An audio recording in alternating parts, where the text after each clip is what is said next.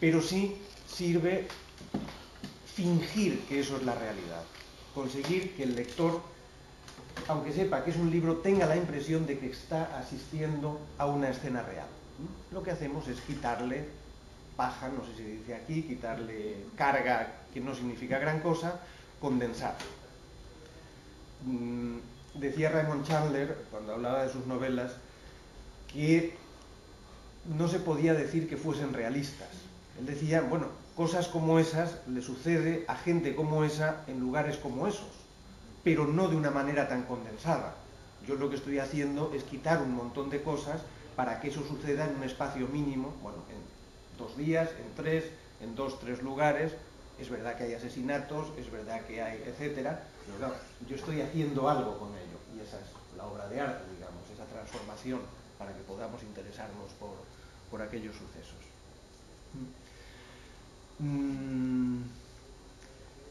¿Qué es un buen diálogo, aparte de todo eso que acabamos de decir?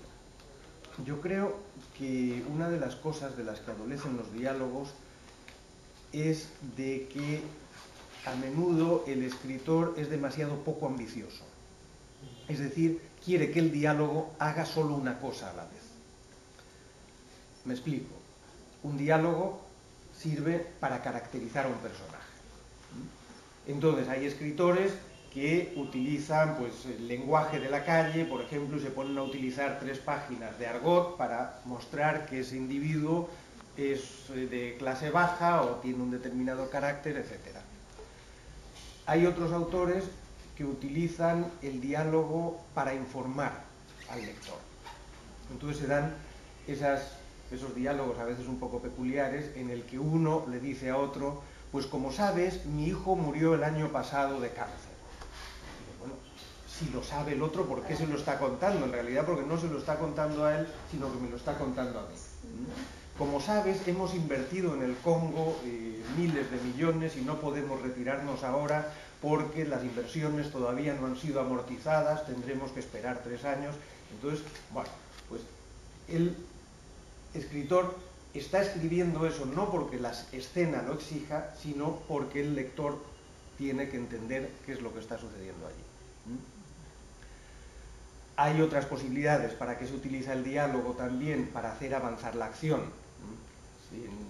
Diciendo una determinada cosa en un determinado momento, la acción avanza. Si yo digo, mataron a Javier, pues ya estoy dando un salto en la acción, ¿no? La trama que yo había pensado está avanzando. Y yo creo que los diálogos más interesantes son aquellos que hacen más de una cosa a la vez. Es decir, que si estoy caracterizando a un personaje y dándole una determinada voz, que no sea solo darle una determinada voz, que no se convierta aquello en una novela costumbrista en la que únicamente estoy reflejando los tics o las maneras de hablar de un personaje. A mí eso a la larga me cansa, porque bueno, no acabo de verle el sentido. Pero si al mismo tiempo que estoy haciendo eso, estoy introduciendo, por ejemplo, tensión entre 2 personajes, o entre 3, o entre los que sean, o estoy añadiendo una información importante para el lector, o estoy haciendo otra serie de cosas con él, entonces me da la impresión de que eso es un diálogo rico, es un diálogo que va a interesar a los lectores. Quizá la parte más peligrosa en los diálogos es la que decía, la de dar información al lector. Eso yo creo que hay que intentar comprimirlo al máximo e incluso a veces aceptar que el lector tenga menos información. Es reproducir con él la escena que teníamos aquí. El lector tampoco tiene por qué tener toda la información. El lector no tiene que saberlo todo. El lector puede intuir, por seguir con el ejemplo de antes, que los que están hablando ahí tienen diamantes en el Congo o lo que sea, pero no hace falta que le explique el detalle de las operaciones. A menudo no hace falta para generar la tensión dramática que quiero. En una de mis novelas, Nunca pasa nada, se ha escrito un guión cinematográfico, Nunca pasa nada, con Las vidas ajenas, y cuando me dieron el guión, que me parecía que no estaba mal, pero había una cosa que me molestaba, y es que había larguísimos diálogos entre 2 individuos explicando efectivamente toda una serie de operaciones inversoras, y yo pensaba, si yo estoy viendo todo esto me voy a aburrir tremendamente, porque no son lo suficientemente largas como para que yo aprenda algo sobre los negocios en ese campo, ni son lo suficientemente breves como para que aquello me motive. En el fondo pensé, yo no necesito saber nada de todo esto, necesito solo saber que tienen esos negocios y que tienen un problema. ¿Qué tipo de problema? Hasta me da igual, porque lo que me importaba allí en la novela es lo que va a suceder para resolver ese problema que tenía.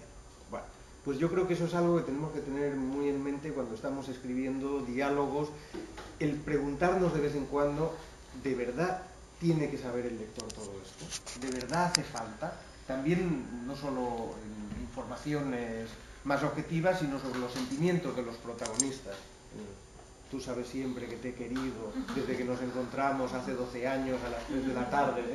Bueno, pues a veces no hace falta que el lector sepa que nos encontramos hace 12 años a las 3 de la tarde. Y ese no saber, en mi opinión, vuelve al lector más activo, genera más curiosidad que cuando lo estamos contando todo. De pronto, él sabe que le falta algo.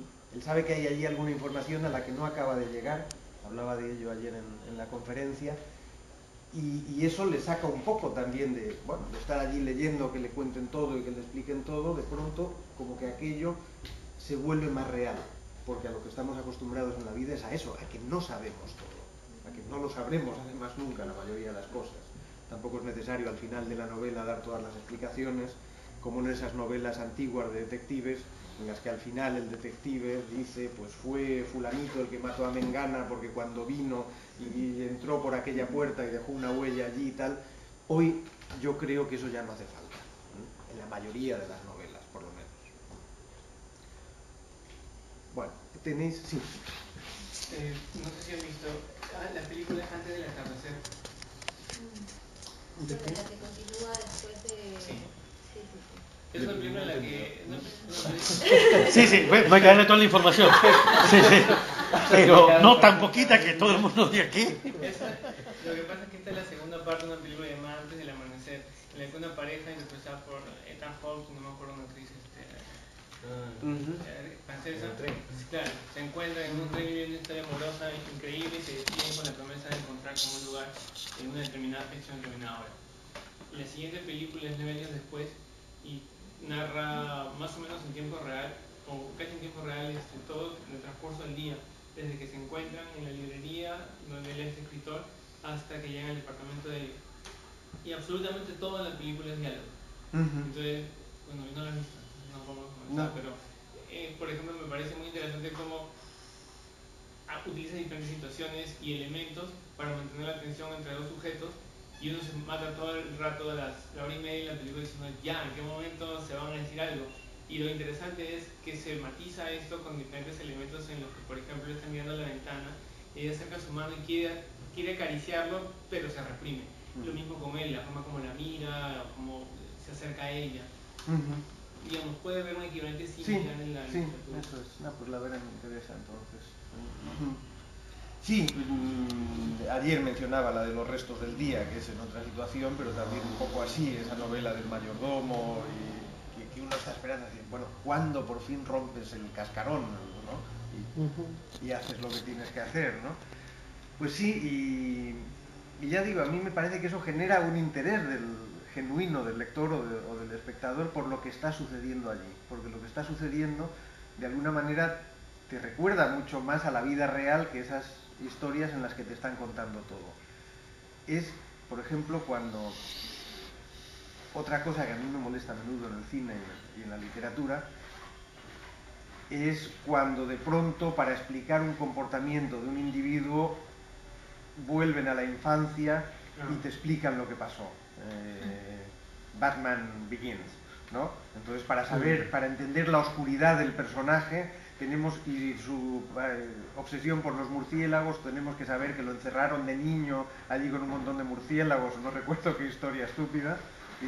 No es necesario. Quiero decir, es posible, pero a veces es posible conseguir eso mediante pequeñas indicaciones que vas intercalando en la historia sin necesidad de decirles y este es el origen del trauma de Batman y este es el origen de su tontería con los